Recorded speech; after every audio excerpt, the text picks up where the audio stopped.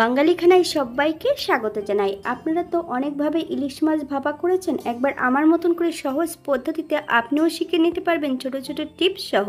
পুরোনো দিনের পদ্ধতিতে আজকে আমি ইলিশ মাছ ভাপা করব। এতটাই সুস্বাদু হয়েছিল খেতে, আপনি একবার রান্না করলে বারবার রান্না করবেন। আজকে আমি এখানে ইলিশ মাছ ভাপা কিভাবে করলাম চলুন সেটা একবার দেখে নেওয়া যাক ভিডিওর মাধ্যমে। আশা করছি আজকের ভিডিওটি ভালো লাগবে। সকল বন্ধুদের কাছে অনুরোধ করছি সম্পূর্ণ ভিডিওটি দেখার।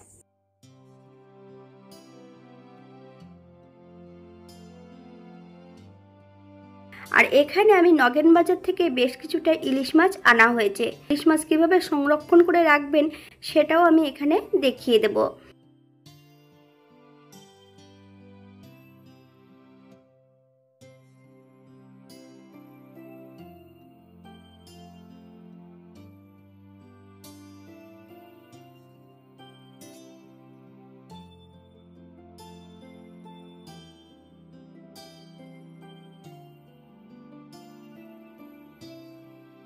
একটা পেটিতে বেশ কিছুটা মাছ রাখা আছে, সম্পূর্ণ মাছটা বের করে নেব। এক এক করে সম্পূর্ণ মাছ কিন্তু বের করে আমি একটা পাত্রের মধ্যে রেখে দেব।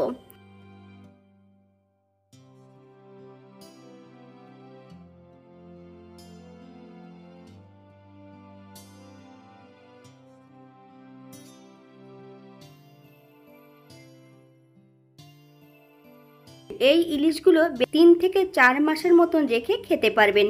সম্পূর্ণ ইলিশ মাছগুলোর গা থেকে বেশ বরফটা ভালো করে একটা টিস্যু পেপার দিয়ে মুছে নিতে হবে। এক একটা পলিথিনের মধ্যে 2 কি 3টে করে ইলিশ মাছ রেখে দেব। আপনারা একটা একটা পলিথিনের মধ্যেও রাখতে পারেন, তবে পলিথিনের মধ্যে আমি 2 থেকে 3 ফোঁটা করে সর্ষের তেল লাগিয়ে নেব। তারপর মাছগুলো ঢুকিয়ে গার্ডার দিয়ে বেশ ভালো করে আটকে দিতে হবে, অথবা আপনারা গিট দিয়েও দিতে পারেন। ডিপ ফ্রিজে রেখে দিতে হবে। 3 থেকে 4 মাসের মতন আপনারা রেখে খেতে পারবেন।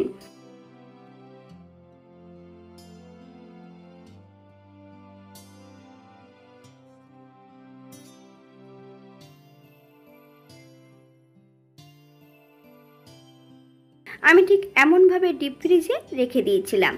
এখান থেকে আমি আজকে 3টে মাছ বের করে নিয়েছি। এখান থেকে যে কোনো একটা মাছ রান্না করব। আমি কিন্তু একটা মাছের মধ্যে জল দেব।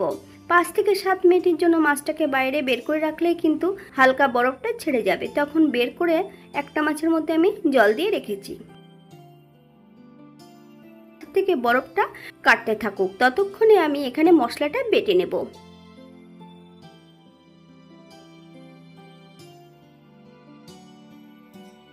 1 চামচ হলুদ সর্ষে, 1 চামচ কালো সর্ষে, 1.5 চামচ জিরে, বেশ কিছুটা কাঁচা লঙ্কা বেশ মিহি করে বেটে নিতে হবে। সর্ষের থেকে জিরের পরিমাণটা কিন্তু এখানে বেশি থাকবে।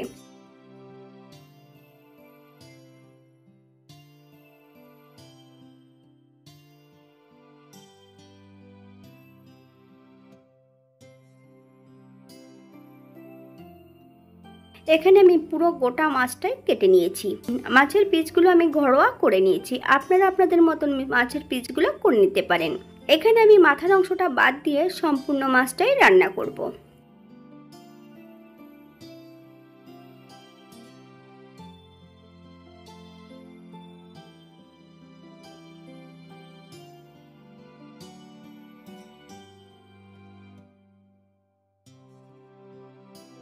হাফ চামচ হলুদ গুঁড়ো, হাফ চামচ লবণ আর 1 চামচ কাঁচা সর্ষের তেল মাছের গায়ে বেশ ভালো করে লাগিয়ে নিতে হবে। 10 মিনিটের জন্য মাছগুলোকে রেস্টে রেখে দেব। আপনাদের হাতে যদি সময় থাকে আপনারা বেশি সময় রেখে দিতে পারেন।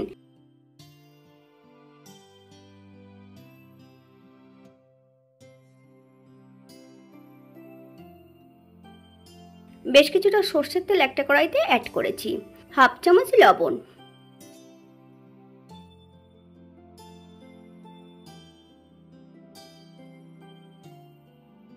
এই পর্যায়ে অ্যাড করব জিরে আর কাঁচা লঙ্কা বাটা, হাফ চামচ হলুদ গুঁড়ো। আপনারা যদি কাশ্মীরি লঙ্কার গুঁড়ো পছন্দ করেন তাহলে এই পর্যায়ে অ্যাড করতে পারেন। 2 থেকে 3 মিনিটের মতন বেশ মিডিয়াম আঁচে ভালো করে ভেজে নেব।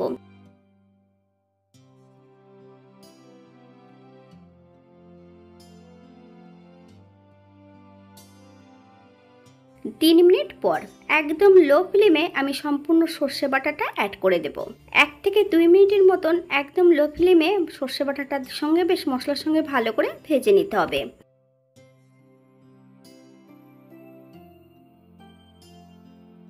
2 মিনিট পর এই পর্যায়ে এক এক করে সম্পূর্ণ মাছগুলো অ্যাড করব। হালকা হাতে নেড়ে চেড়ে মশলার সঙ্গে মাছগুলোকে বেশ ভালো করে মিশিয়ে দেব।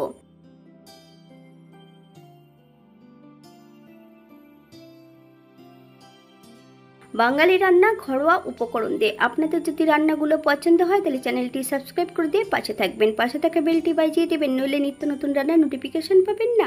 আমার এই চ্যানেলে বিভিন্ন ধরনের আমিষ নিরামিষ রেসিপি দেওয়া আছে, আপনাদের যদি পছন্দ হয় তাহলে চ্যানেলটি ঘুরে একবার দেখে নেবেন।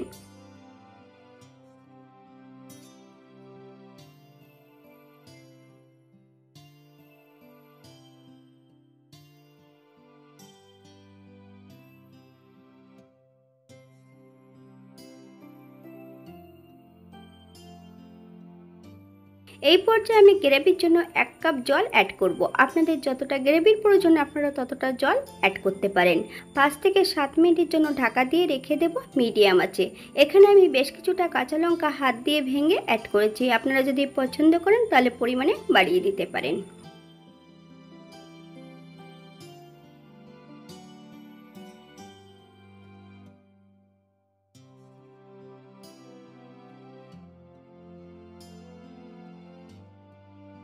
সাত মিনিট পর এই পর্যায়ে অ্যাড করব বেশ কিছুটা কাঁচা লঙ্কা, 1 চামচ কাঁচা সর্ষের তেল, আপনারা যদি পছন্দ করেন তাহলে পরিমাণে বাড়িয়ে দিতে পারেন।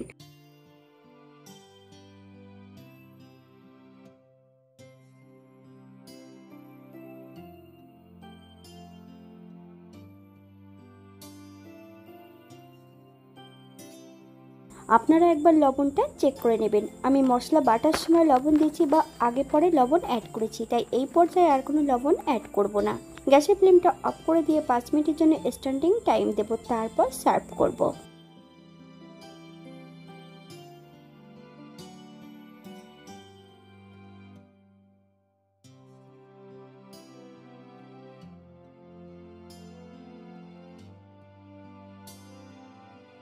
এটা দেখতে যেমন ভারী সুন্দর হচ্ছে, এটা গরম ভাতে খেতে কিন্তু অসম্ভব ভালো হয়েছিল।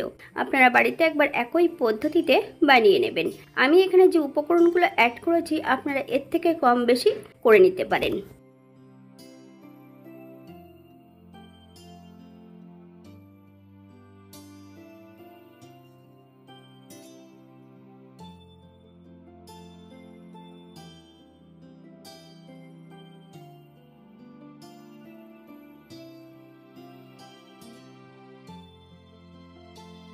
আজকের ভিডিওটি এই পর্যন্ত। সবাই সুস্থ থাকবেন, ভালো থাকবেন। অন্যদিন নতুন রেসিপি নিয়ে আপনাদের সামনে আবার আমি হাজির হব। নতুন ও পুরনো সকল বন্ধুদের অসংখ্য ধন্যবাদ ভিডিওটি দেখার জন্য। হাতে যদি সময় থাকে তাহলে লাইক, কমেন্ট, শেয়ার করবেন।